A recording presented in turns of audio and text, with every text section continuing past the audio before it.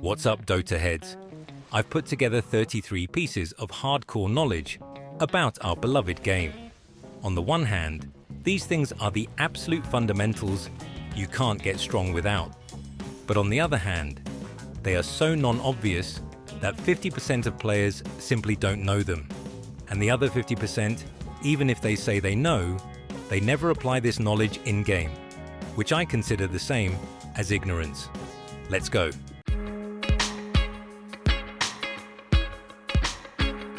Blocking the first creep wave on the easy lane makes it easy to break the lane. This means the carry player should never be stacking their own creeps. However, an enemy coming to contest the rune can intentionally block the creeps on your easy lane to pull the lane into their favor and create a safe farming spot for their off-laner. 2. Creep aggro isn't just used to pull the lane towards you. You can also use it to pull the wave out from under the tower or to prevent the enemy from last hitting. Even better, you can aggro the wave onto the ranged creep to stop a push and secure the deny. To do this, use the attack command, default A, and click on the enemy hero icon at the top of the screen. Your hero will start moving to attack them, which will draw aggro, even if no enemy hero is nearby. 3. One creep wave is exactly enough to level you from level 1 to level 2 if you get all the solo XP. I use this a lot when playing heroes like Marci. I ask my position 4 to back off the first wave so I get full XP, securing me both my first and second spells, which is a massive boost to my laning. Fun fact, if you are sharing XP with a support, 2 waves won't be enough to hit level 2. 4. A pushed out lane has its advantages, such as convenient control over the Lotus pool and subtle creep pulls. This isn't 2015 anymore. Trying to keep the lane static like you're running a tri-lane isn't always the best idea, especially when you need to rotate for Roshan or those sweet Lotuses. 5. The range creep is no longer worth 2 melee creeps in value. Stop losing half your HP trying to secure the range creep. Assess the trade. It's better to secure 2 melee last hits than to die for 1 ranged. 6. The support on the lane doesn't necessarily have to stand on the side and trade hits. In certain situations, it's better to stand close to your core and help deny the creeps. This is the smart play if I, your support hero, is generally weaker than the enemies, B, you're a melee support, or C, a level advantage is absolutely critical in your lane matchup.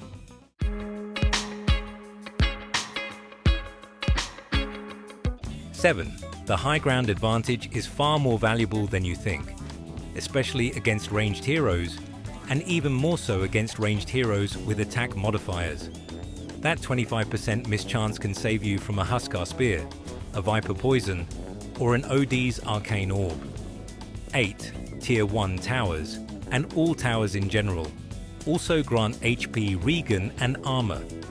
This is especially crucial in the mid lane, as the towers are very close to the high ground. Use this to your advantage when trading hits, knowing you'll regen faster than the enemy. 9. A last hit is always more important than trading resources. If an enemy is hitting you in mid, but you secure the last hit during that time, you won the exchange. Also, a last hit is always more important than a deny, but this does not apply to the first wave. On the first wave, it is more important to deny at least 1 creep. This prevents the enemy from hitting level 2 quickly. 10.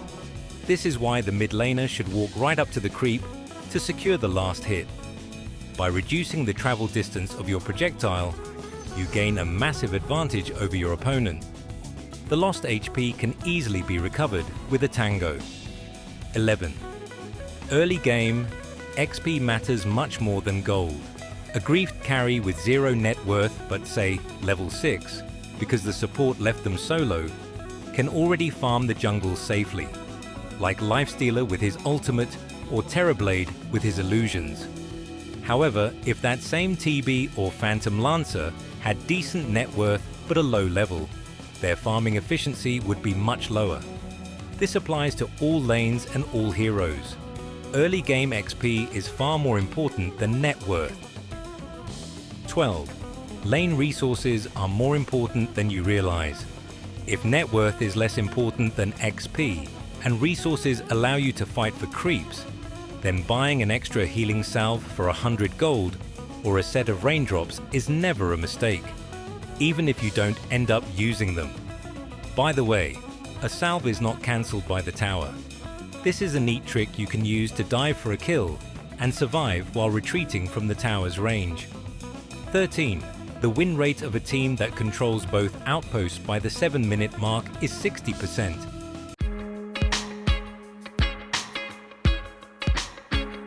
Always carry one observer ward for fights, so that in any engagement you can quickly place a ward on the nearest high ground and win the fight simply through superior vision. Vision wins games. 15. A farming item is not a fighting item. If you bought a Battle Fury on your carry and immediately go to fight with it, you wasted your money, and you will feed. 16. Wards should be placed where the enemy could potentially be in the next 5 minutes, not where the enemy is right now. If the enemy has taken over your large camp jungle, don't go place a ward there. They will just deward it and kill you. Simply place a ward at the triangle or on Roshan, for example, to predict their next rotation. 17. You must defend your own vision.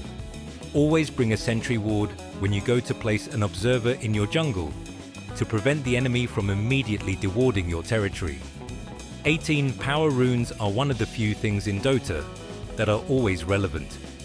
In the early game, they can help your mid laner secure a gank and get their crucial early items.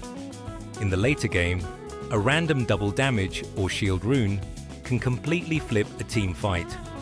Therefore, always have a ward on at least one power rune spot, or utilize the Pillar of Oracle outpost. 19. If you bought a bottle on your mid laner, keep it until the late game. Your core might still need it to stash a double damage or shield rune and use it strategically in a decisive engagement, preventing it from expiring prematurely. 20. Always think about who can kill you and who you can kill. This helps you understand the macro game and realize when you can be aggressive and when you need to be cautious. Which enemy hero on the minimap allows you to pressure high ground, and which one makes you run back to your jungle? Use your itemization to fix these problems. Try to buy items that let you kill a hero you couldn't before, or items that let you escape from a hero who is currently a threat to you.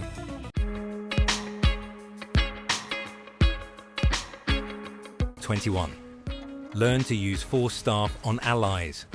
All save items should be used effectively on teammates. Force Staff is arguably the hardest save item to use effectively on allies. 22. The game timer will always tell you what to do on the map. The script has already been written. It all comes down to the timings of things spawning on the map. If you find yourself with nothing to do, look at the timer. Is it the 35-second mark? Then it's time to pull away and get a double stack for your core. Is it the 5-minute mark? Rotate mid to help your mid laner secure the power rune. Is it the 19-minute mark? Tormentor is about to spawn. Ward the area and call your team to take it or fight over it. 23. Manta style is almost always better than Sangha and Yasha, S and Y, in the current meta. I'd say it's a 90-10 split. Manta's power is not just in the dispel, it's also in pushing the wave, cancelling spell animations, and even sending an illusion to an enemy initiator like Earthshaker or Axe to interrupt their blink dagger. S&Y is good in 2 cases. 1. Very early game for some status resistance and HP against heroes like Axe, with the intention of later breaking it down into Manta and Abyssal Blade. 2. In the late game, as a fantastic boot replacement when supports have bought Scythes of Vice and there is significant lockdown. 24. Stop feeding. Easier said than done, I know. But if you know you are struggling against a certain hero, buy a defensive item and stay out of their sight until you have it.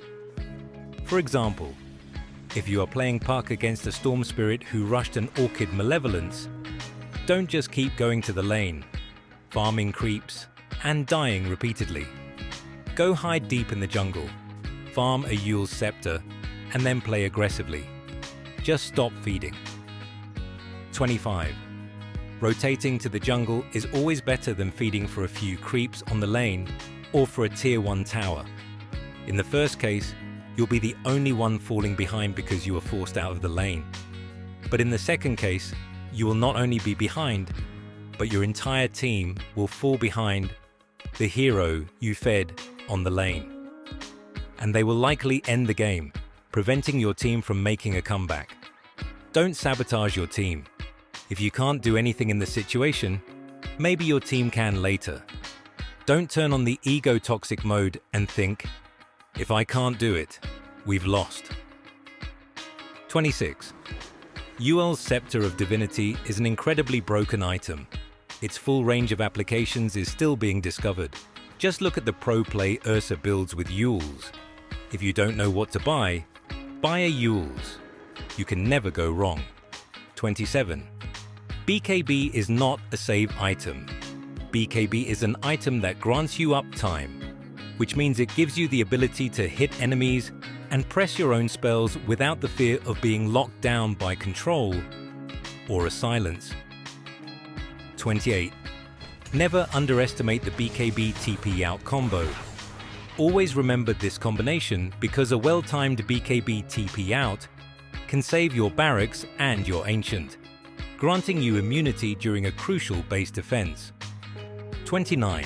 Good carry timings are 4,500 net worth at the 10-minute mark, 11,000 net worth at the 20-minute mark, and 20,000 net worth at the 30-minute mark, plus a minimum of 10 creeps per minute.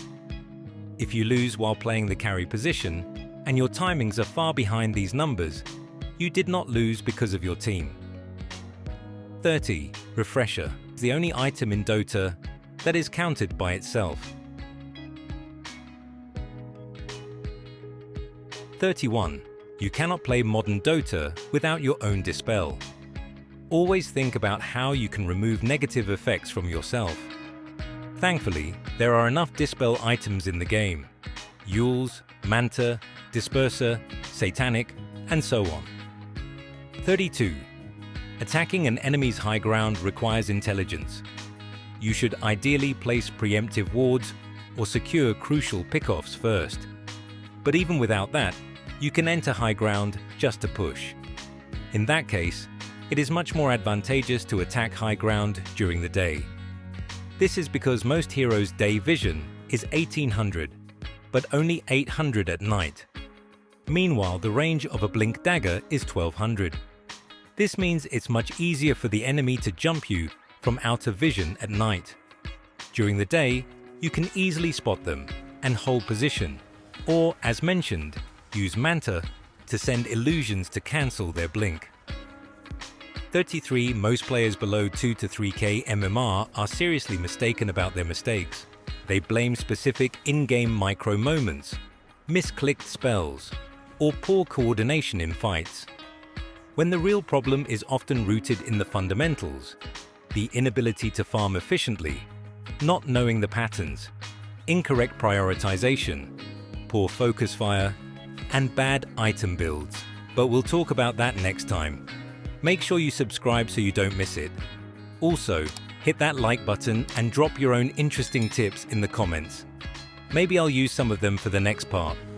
Peace out.